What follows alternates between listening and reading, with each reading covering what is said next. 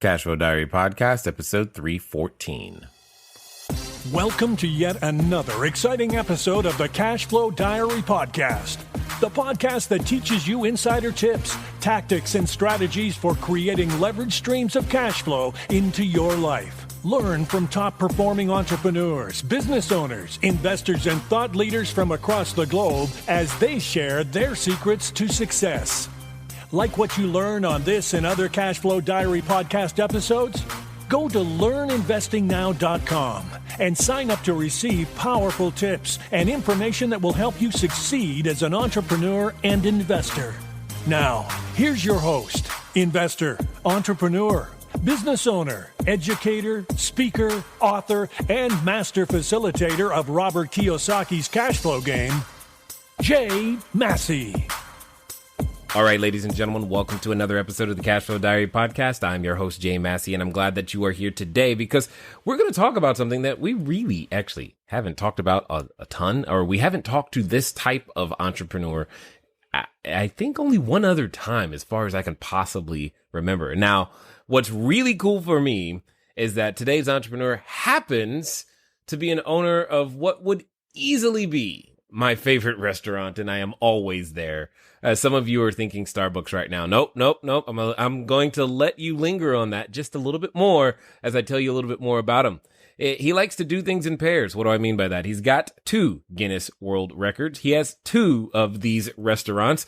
And what's really, really interesting is that this time he went to overachieve and he has 6 children. So 2 plus 2 equals 6 in this particular case, which is pretty cool.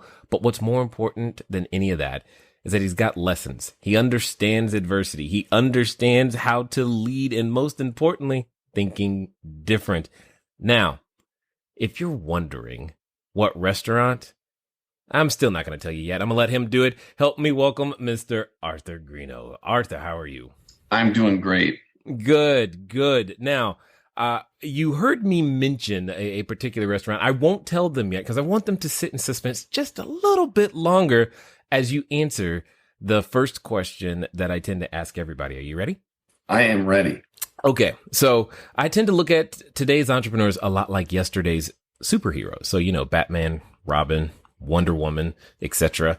And I think entrepreneurs and superheroes have a ton of things in common. Specifically, when you think about a superhero, they get, dressed up, maybe they fly, they've got special skills and abilities, and entrepreneurs, we feel the same way. Occasionally we get dressed up, maybe we don't put on a cape, or, well, maybe we do put on a cape. At the end of the day, though, just like a superhero, an entrepreneur has a beginning, a superhero has a beginning. They have an origin story. So what we want to know is, before the world records, by the way, that had to be one nice cup of sweet tea. But before the world records, before the authors, before the books, before the 2 stores and all of these other things, we want to know, who is Arthur Greeno? All right. Well, before all of that, Arthur Greeno was, honestly, he was kind of lost. He struggled with his identity. It's funny that you mentioned superheroes because I love superheroes. In fact, I'm on the board for some guys who started up a Comic-Con here in Oklahoma. Nice. Yeah, and so my office is plastered with superheroes, and I kind of look at myself kind of like Spider-Man. Okay, this is good. Yeah, and so I looked at the adversity that Peter Parker had, even though my parents weren't dead, didn't die at a young age. My family struggled with alcoholism and a lot of other things. And so I had a really hard time trying to figure out what I wanted to do or the direction to do it in. Got it. Okay. So what were some of those early, we'll call them early warning signals that helped you to begin to discover, if you will, hey, I've got a superhero ability here? Yeah, for me, it was that when I looked at the people that I surrounded myself with, or that my family surrounded themselves with, I realized that's not the kind of people that I want to be hanging around with for the rest of my life. Many people don't want to hang around their family, but okay, you might want to expound on that just a tad bit more. Well, I didn't necessarily mean my family. However, there are times in every relationship that you wish you weren't around your family. Uh, but it was more like the people that my parents associated with. I see. The people, they tend to hang around with people that, well, they like to get drunk a lot, or they would spend their time just not being productive at all. They'd be running the race, but yet they wouldn't be going anywhere. And I said, you know what? I want to make sure that we not only are surviving for my family, but I'm taking care of my family. Mm-hmm, mm-hmm. And so that was one of the big things. And I said, you know what? The people that are around me right now aren't going to teach me those things. I see. So there was a conscious decision for you. It's like, look, I need to change the environment in which I'm naturally in. Yeah, it was not only was it a conscious decision, it was very, very deliberate. And I had to look at the people that I surrounded myself with and who my family surrounded themselves with and say, what kind of people do I want to associate with? And if we're to look at, superpowers or whatever, that's one of the things I've really learned over the years is that if I need to learn something, I need to find those gurus, those Yodas, those people that are out there that have the knowledge that I need. And how do I connect with them?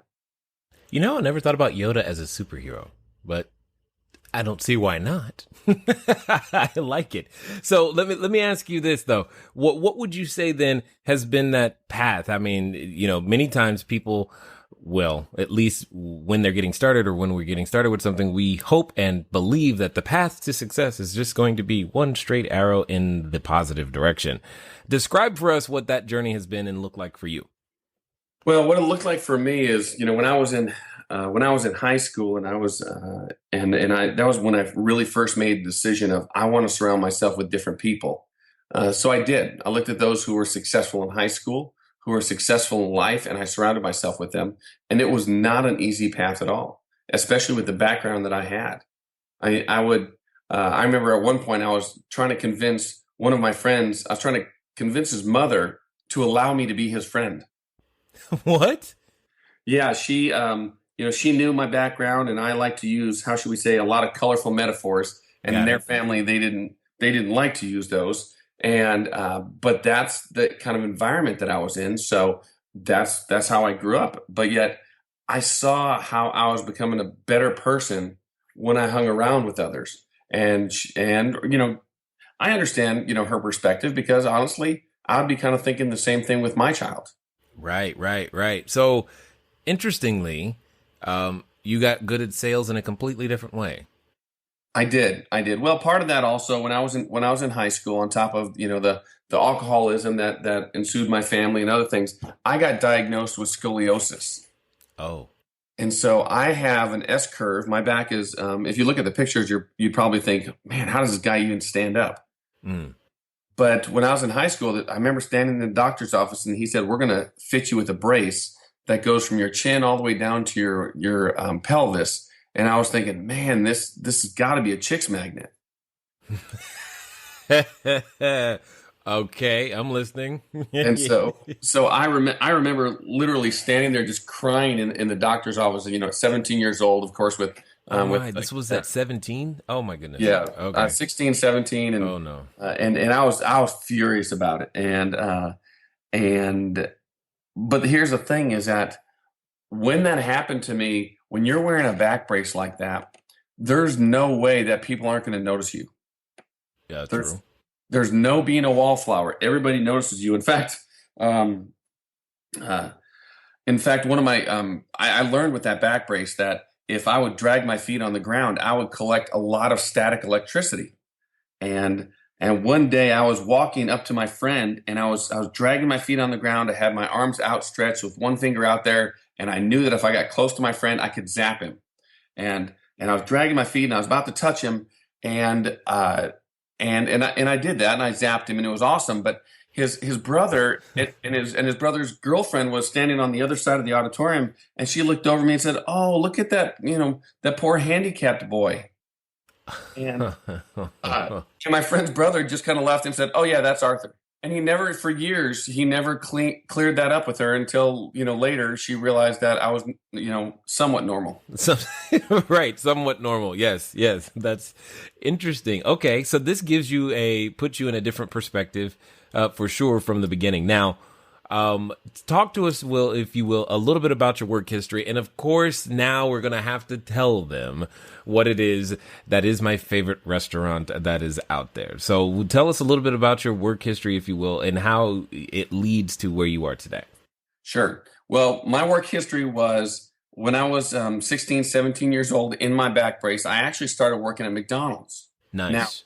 Now, I'm assuming that's not your favorite restaurant. No. They do serve a good burger. Really? Maybe in Oklahoma, but not out here. If you go to the right ones, but don't tell the cows that, because they get really upset when they hear me say things like that. Of course, they want you to eat more chicken. That's right, they do. They do. So I went right from McDonald's to work in my first job, making $6 an hour as a cashier at Chick-fil-A. Got it. So I started working there the day that they opened at a mall location here in Oklahoma, and at that point I kind of fell in love with the company. Interesting. Now, what would you say then gave you the ability to fall in love with the company? What was it? Well, here's what happened for me, and so I explained a little bit about my family and our history, and one of the big pivotal points of my life was I'd worked at Chick-fil-A for a little over a year. My younger sister, she just turned 18, just had her second child, and she was down in Dallas. She just got her GED, and she was in a car wreck and passed away. And I went down, and so I went down there, and I was the only one with a credit card that could pay for her funeral out of my entire family. So I paid for her funeral. I came back home, and the owner operator there looked at me and said, "You have the weight of the world on your shoulders. You're trying to work 4 jobs. You're trying to support yourself." I was an art major at Oral Roberts University at the time. Never planned on owning a business ever. And he said, "I'm going to send you on a vacation." And so I actually went to a grand opening for a Chick-fil-A, wore the chicken suit. Nice. Time. Yep, that was amazing. But what I learned is how Chick-fil-A loved their customers, how they loved the operators, how they loved the team members. And at that point is when I really fell in love with Chick-fil-A. And I said, I want to own a Chick-fil-A.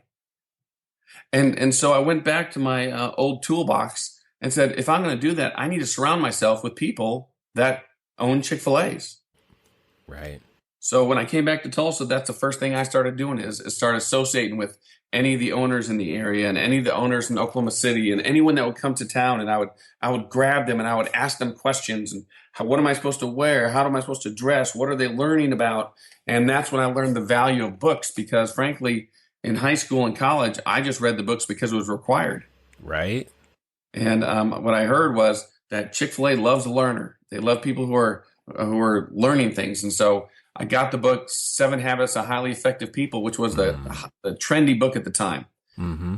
And so when Chick-fil-A asked me, well, what are you doing to learn? And I said, I'm reading 7 Habits of Highly Effective People. Now, at that time, I probably only completed about 4 full pages in that book, but I was very honest. I was reading it. Right. And that's when I knew, I said, you know what? I want to own a Chick-fil-A. And that's where kind of my road started. Got it. Now, this is interesting. One, besides the fact that you can just have Chick-fil-A anytime you want, and that's just awesome to me.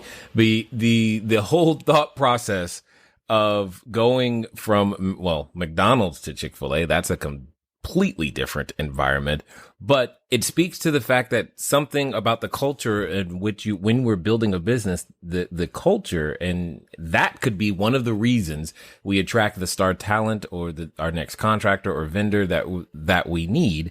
What was it about the culture that when you say it's clear that they love their customers, how can we as an entrepreneur adopt some of those things that can help our customers go, hey, they like us, they love us, they and they can have that same type of experience or feeling? Sure.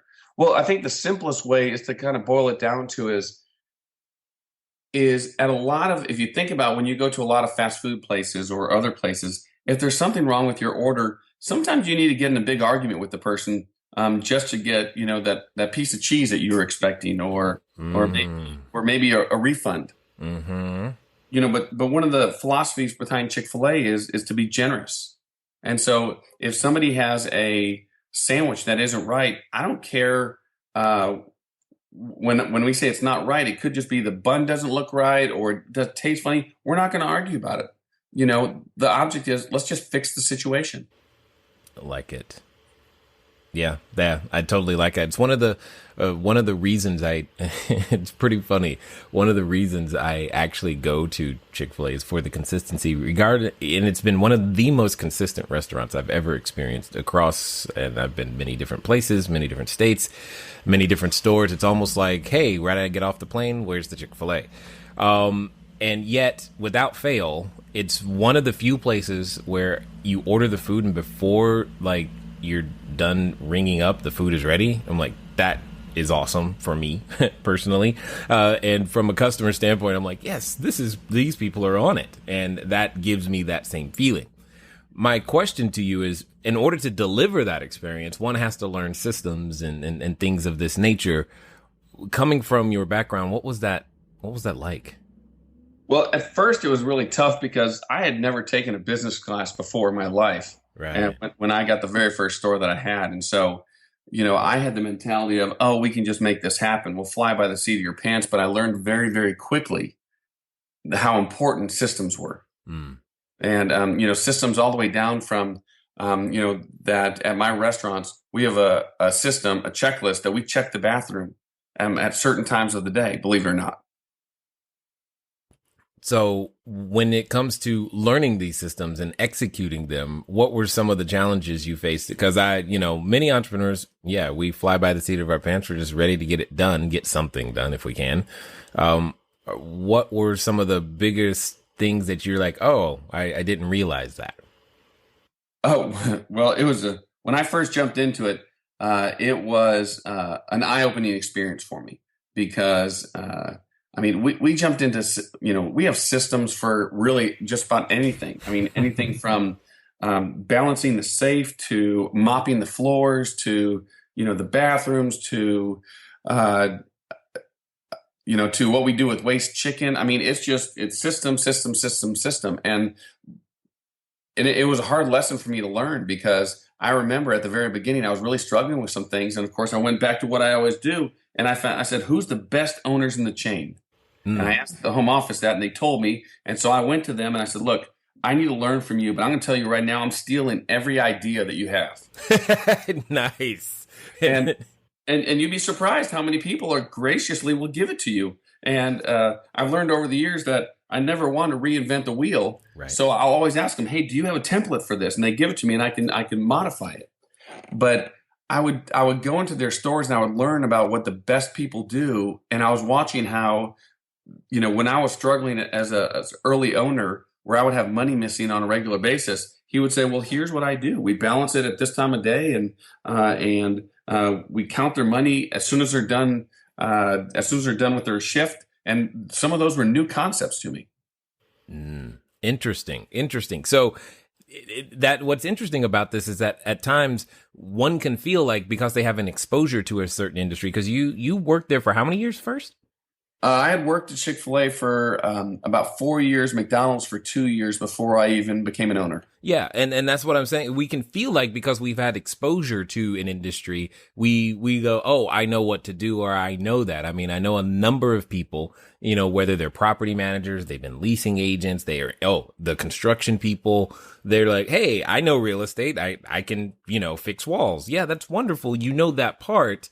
But that one part is not the entire system. And even when you're there, you don't pick it up from osmosis until you're on that other side. That's correct. And the other part about that is, what if the person was trained wrong? I can't tell you how many, wow. Sometimes I'll bring people in from either other fast food places or sometimes even Chick-fil-A, and the process that they were using somewhere else might have been flawed. And so it doesn't end up working with us. Interesting. I wasn't even thinking about that correcting a wrong training situation. So when it comes to so now I've got to ask the question because somebody's going to email me if I don't. How on earth do you come from working there to having the money to buy one?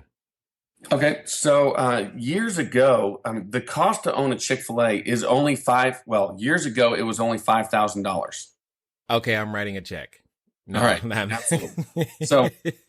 So it was only $5,000. Nowadays, it's $10,000. But before everybody starts writing checks, as Dan Cathy is one of my mentors, and one of the things that he says is that it's easier to get into the CIA than it is Chick-fil-A. What? They get 20,000 applications a year to fill about 60 spots.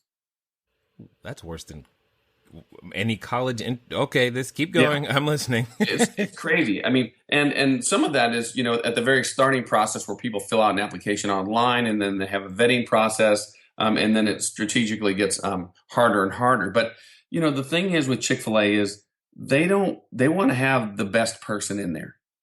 And there's so many people wanting to be a Chick-fil-A operator that Chick-fil-A gets the opportunity to be very, very, very picky.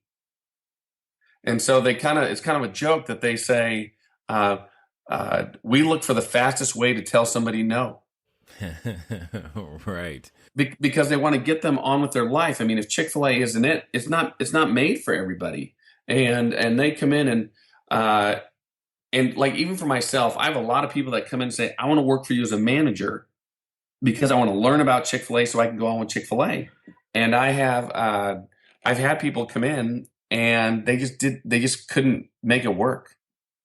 Wow. Interesting. And what's really interesting to me is that says a lot about the brand when there's that much demand for very few spots.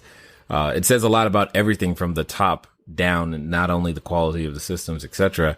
I can tell you I wasn't expecting a number as low as 10 grand. That's for sure. But yet that also says that it's really not about the money. There's something else in the filtering process. So what would you say is like the thing, if someone's listening right now and thinks, because we haven't talked about franchising much, at all. And so what would you say from the person listening right now if they were like, hey, I want to build cash flow, but maybe real estate isn't their thing. It's not what they want to do. They want to have a business, but maybe they're lacking a business idea.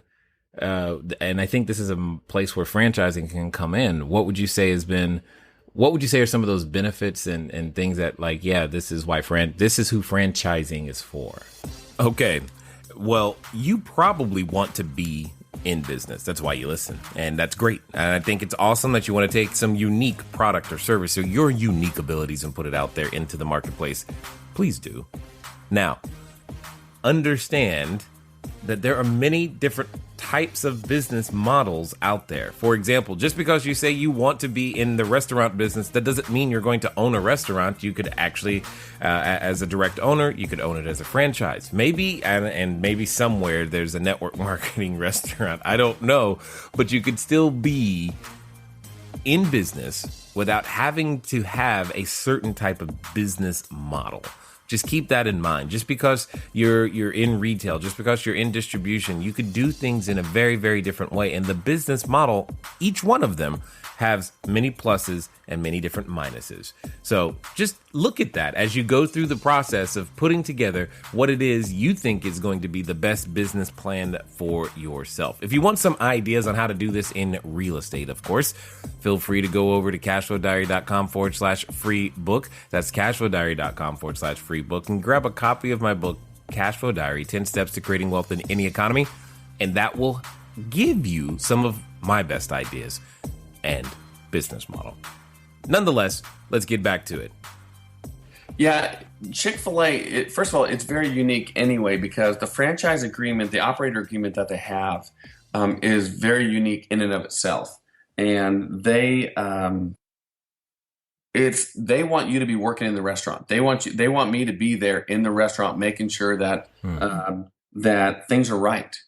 And so it's not the traditional franchise that somebody could come and purchase it and then get it started and then run off and go spend their time, opening other franchises. They want you to be in there all the time. And that's one of the reasons that when you go into stores, they have such high level of excellence. Chick-fil-A actually says that we strive for perfection, but we'll settle for excellence. Got it. Love it. Love it. Yeah. And so by those owner operators being in that location, they're there all the time. And if you look at some of those franchises that struggle, or that you walk in and don't get the quality that you want or the experience that you want, take a look at where the managers are. Generally the managers that are running that are just hired managers that actually don't ever know who the owner is. That's an interesting concept right there. So you're saying keeping it close to the vest is probably what allows them to maintain that quality in various different ways. Now, let me ask you this then.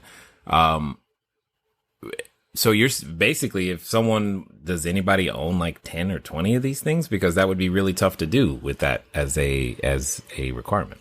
Yeah. The most stores that an owner has at this point is 3. Okay.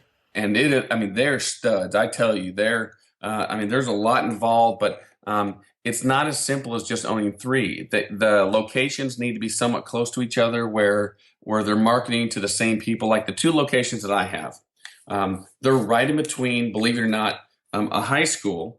It's called Union High School, and that's the high school that I went to. That's awesome. Yeah. So when we talk about, a local rags to riches story, that's me. And so when I'm going around town and doing speaking and other stuff, I can literally say, hey, I went to high school right there. But when I'm marketing or when I'm recruiting, I can walk right into the high school because I know everyone there, and I can recruit for both my stores. I can market to both my stores. And so, that's kind of one of the things that they're looking for. If I had another store on the far side of town, I would probably have to adjust my way of marketing. Yeah. You wouldn't be able to get the leverage with the same marketing dollar is basically what I'm hearing. So, okay. Exactly. That's interesting. That's interesting. So when it comes to just being a franchise owner in and of itself, is there anything that you think that when you think about other business models out there where you go, this business model in general, whether it's Chick-fil-A or not, is superior for these reasons? I apologize. Are you asking me if I'm thinking of any other franchises out there? No. I'm just saying not necessarily franchises, any other franchises. I'm trying to figure out what are the superior aspects from the insiders from your vantage point. What do you think a franchise has as an advantage over other business models? Well, I think one of the biggest things is just the level of accountability. Oh, what do you mean? Yeah. So let's start with, like a Chick-fil-A versus others. We have the owner operator that is accountable to the expectations and the recipes and the other things that the Chick-fil-A Incorporated puts out there. Well, because I'm in the store all the time, they come right to me to get the problem solved. But on top of that, on top of just the corporate expectations, they also put different things in there. They provide us with tools to make sure that the accountability that it's happening. For example, we have on a regular basis, they actually kind of expect on a regular basis that we're doing an internal survey of our quality of food, of our employees, of how our store looks. And we actually have a process that we can go through, and I can have my team members go through and inspect all those things. And that's weekly. Got it. Then on top of that, Chick-fil-A Incorporated also has somebody come out every quarter, and they come and kind of do an external audit of almost the exact same things. Then on top of that, we do customer surveys on a regular basis, and I kid you not, almost every time, if I look at the customer surveys and what the customers are saying, I can do kind of a cross reference and look at what my scores are saying from either the corporate office or inside my store, and they're always close to the same. For example, if my taste of my product wasn't right, I could look and say, well, that makes sense because we haven't been meeting the timer expectations here. Wow.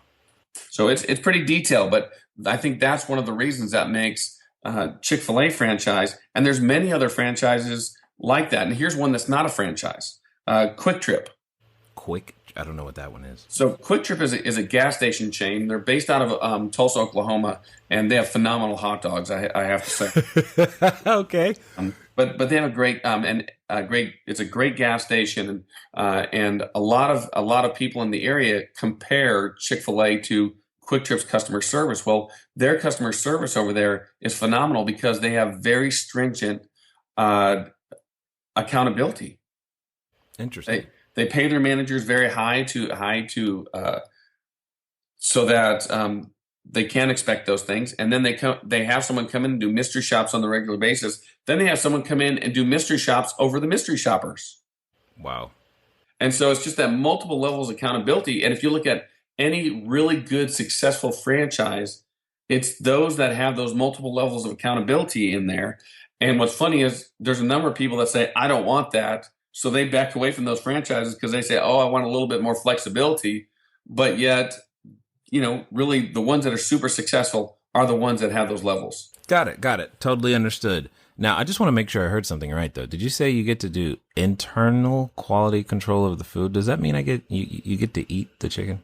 Absolutely. Every day I have to walk through and eat every single product. Oh, that's painful. That's just horrible right there. I don't even know what I'm gonna do. So, what other than the accountability, is there any? Because now that I'm listening to it, I'm like, okay, cool. Lots of checks and balances. That makes sense. What would you say would be any other advantages of being a franchise owner versus any other form of business? Well, I think one of the things for the franchise owners, it's kind of a double-edged sword in a way, but the home office can provide you artwork, or if you're trying to do some marketing, there's always someone out there that can give you some assistance. Mom and pop places, you kind of got to make everything from scratch, and it saves a lot of time when you can just go into a program and say, hey, I need that, and I need that, and I need that. And that really does make a big difference. Interesting. Okay. Got it. So would you say the home office does the heavy lifting or the franchise owner does the heavy lifting? I think on a high level, the home office does. But then what they do is they provide these opportunities for us to bring it down to a local level. For example, you had mentioned about my Guinness World Records. Yes. So, for example, there's no protocol from Chick-fil-A to set a Guinness World Record. No, but you did it. Now I understand why it was sweet tea. That's right. And so there's kind of a joke at the home office, and my accountant one time told me, Arthur, we kind of laugh about you sometimes, and said that there's either a rule made because of Arthur Greeno or about to be a rule made because of Arthur Greeno. Yeah.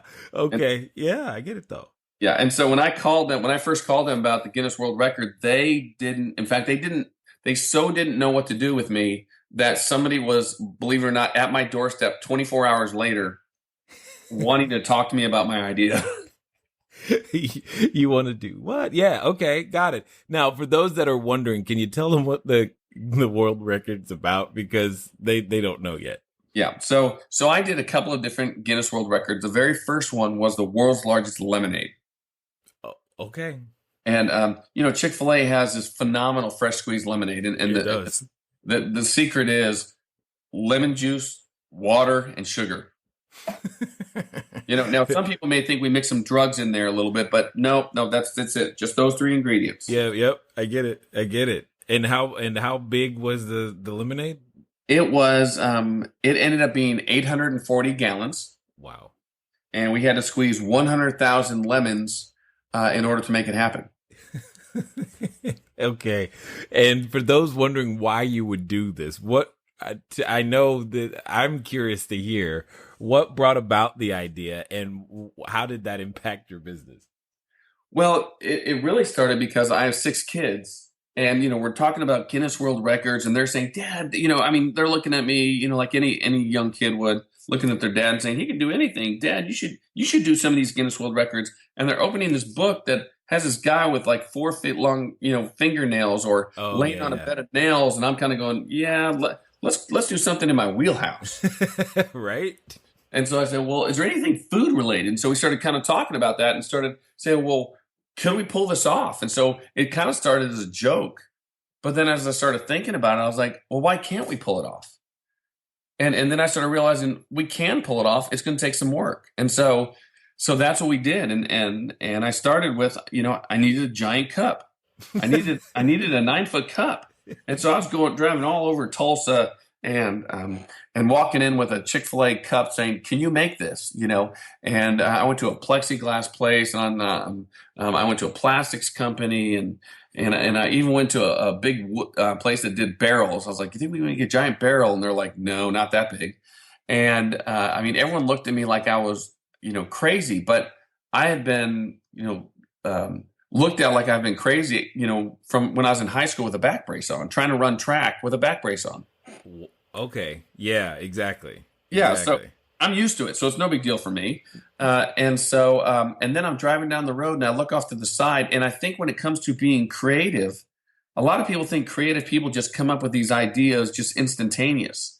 I think sometimes we need to start the idea and let it kind of sit there and fester, and then an opportunity will come forward. And for me, I looked out and I saw this 45,000-gallon pool that was made out of fiberglass. And I thought, well, if they can do a fiberglass pool that big, sure. why can't they do a cup? So I drove to this fiberglass place and I went in there and you know how on all the James Bond movies and movies that they have spy gadgets, there's this little wormy guy in the back that has really thick glasses and he's like, oh, we can do this. I walked in and there's a guy like that. I'm thinking, this is cool. Yes. And so I set the cup down and I said, I want this, but I want it 9 feet tall. And he didn't say a word. He just got out his pen and his paper and started sketching and then doing all these calculations that I didn't know anything about. I didn't do very well in school and in math. And so after a couple minutes, he slides it forward and says, yep, we can do it. That's funny. Okay. So I said, okay, well then let's do it. And he came up with some ideas, like we had to put a liner in there to make it food safe. And so that's actually when I called Chick-fil-A and they decided to, hop on a plane and come talk to me about my idea. But then what I learned over the years is when you want to do something big, people want to be a part of it. Everyone wants to be a part of something big. A lot of people just don't know how to do it. Right. And so we started going through the routine of, I started reaching out to Sunkist and they donated all the lemons. And I reached out to the sugar company and they donated all the sugar. And so here I am creating this thing. And it's going to cost me nothing. And so then, how are we going to squeeze these lemons? So I got about 10 lemon squeezers from the Chick-fil-A corporate office and borrowed them. And then we had a contest for my crew, kind of like Tom Sawyer did, where he made everybody do the work. I made them all squeeze lemons. That's funny. Okay, yeah, I was actually wondering. I was like, I was waiting to hear, how did you squeeze all these lemons? Yeah. Okay. So they squeezed them and they enjoyed it. And we gave away free Chick-fil-A for a year to the team that could squeeze the lemons the fastest. And, we knocked it out. And I had Guinness World Record come in and we poured in the lemon juice and poured in the water and poured in the sugar. And Guinness World Record came out and that was our first world record. Now, how do you mix it together, or did you have to make the world's largest blender or something too, or? Well, we didn't have to, but we did. Of course.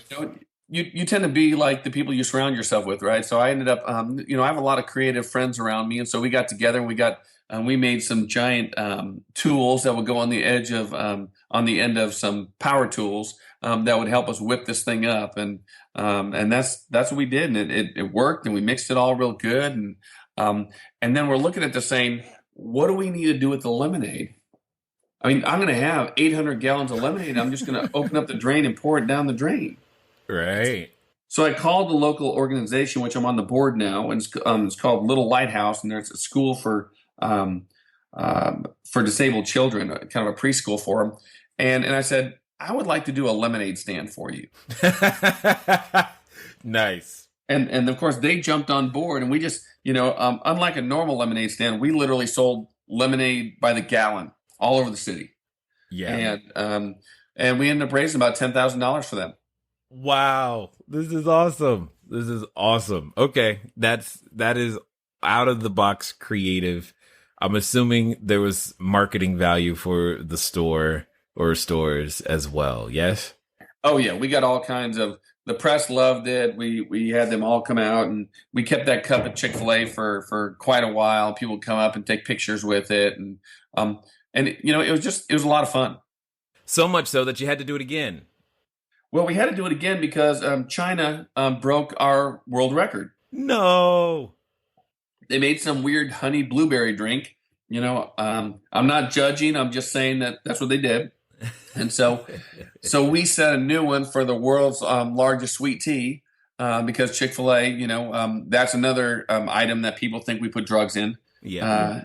And we made the tea, and we kind of did it similar to the same way. I called everybody up, said, "Who wants to be a part of this?" And they jumped in, and we had to do some creative things, like we had to make a 92-pound bag of tea. Okay. So we actually had to sew together filters until we could put all this tea in there, and then we put the tea in there and the hot water in there and steeped it for the right time, and then we had to use a fire truck with an extending ladder to lift up the bag out of there, because once it got waterlogged, it was probably about 700 pounds. Wow! And we got done with that, and then we added in about 2,500 pounds of sugar. Wow! And water and ice, and we're able to achieve the Guinness World Record again. And for everyone listening, how big was that one?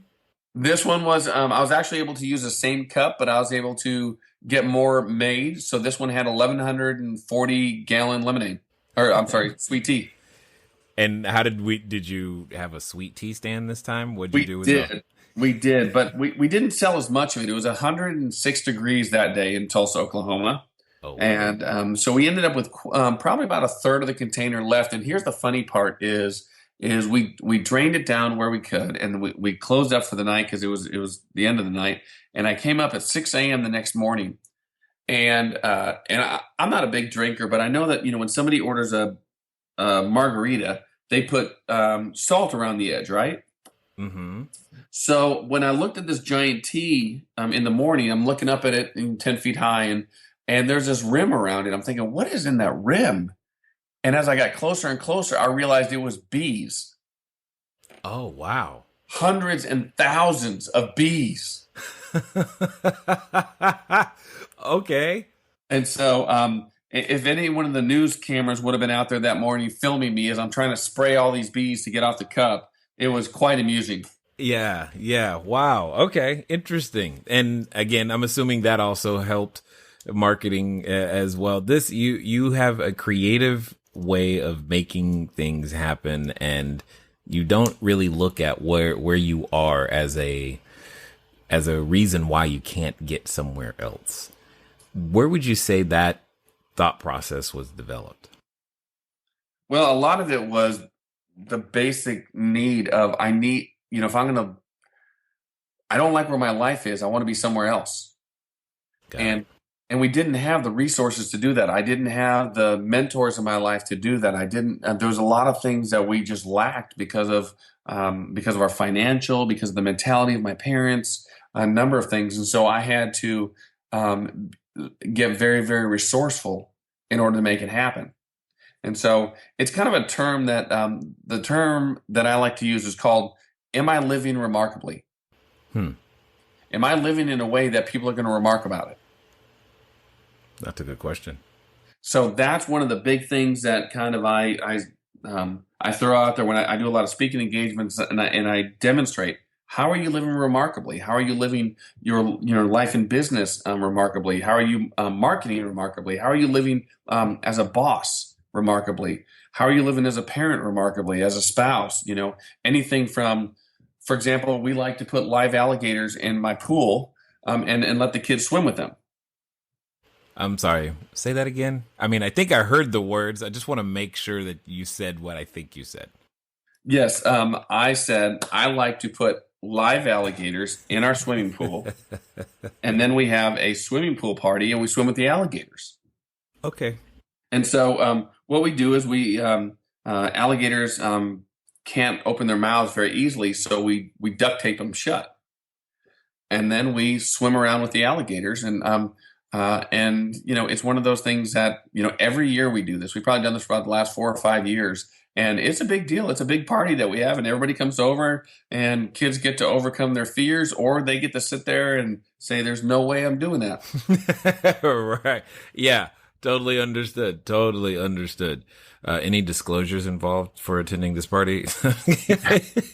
Yeah, I have to be careful about what I post on Facebook. Yeah, I can only imagine. I can only imagine. Got it. So for those that have listened this far and are intrigued either by your business philosophy, creative marketing, and or just figuring out for themselves, how they might be able to finally get themselves in the game, they probably want to get more from you. They want to know more about what goes on in your brain. What's going to be the best way for them to follow, to find out, and to grab more of what you have to share? Sure. Well, I do have a website. It's arthurgreeno.com. Okay. And so I have a website that kind of goes into stuff, but just like you and just like with a lot of people, you are more than welcome to follow me on Twitter, on Facebook, or on LinkedIn. And, I do a blog and I put some, it's fun to do a blog because I'm always having these crazy stories of things I've done. And so I'll put it in writing and put it out there and say, here's some life lessons to learn about, when you're putting alligators in the pool, what to look for in case you ever needed it. In case you ever needed it. Indeed. Okay. Excellent. And where's the blog? My blog is on my website, arthurgreeno.com, or we've been able to recently start posting it on LinkedIn. Oh, got it. Excellent. Okay. So as we wrap up here, I've got one question because I don't even know what your answer is going to be. I think it's going to be great though. So let's pretend for a second that someone listening is standing in front of the superhero outfit store. They're thinking, man, I want to do this entrepreneur thing, but I'm not really sure. Or, it tends to happen anytime we want to step into something bigger than our current place. We want to reach for something great. We are often accompanied with that voice, and they hear that voice right now every day, Arthur, and they want to be able to move forward, but that voice is always there. And for some of those people, they're related to that voice. What would you say to that person if you knew beyond a shadow of a doubt that they would actually do what you suggested? What would I tell them? Yep. I would tell them that you need to go for it. I mean, because one of my friends uses the term pre-quitting. And that's when you quit before you even start. Wow. I like it.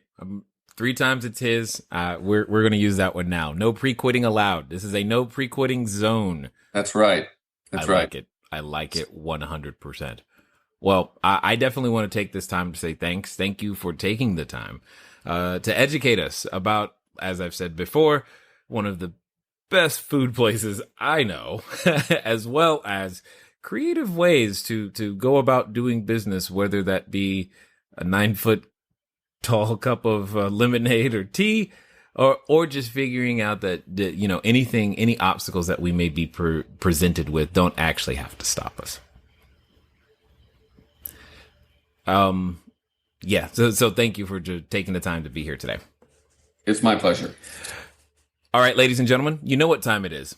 It's time for you to move at the speed of instruction. What does that mean today? Well, today that simply means move. Because you've heard, again, that action is totally necessary. And don't tell me you can't be creative, because I've never heard of a 9-foot tall cup of lemonade or tea, but today we did. And we even turned that into a life lesson, because who knows, maybe one day you want to swim with alligators too. Here's the point. Make something happen today. It's been fun talking to you today. I look forward to talking to you soon. Until next time.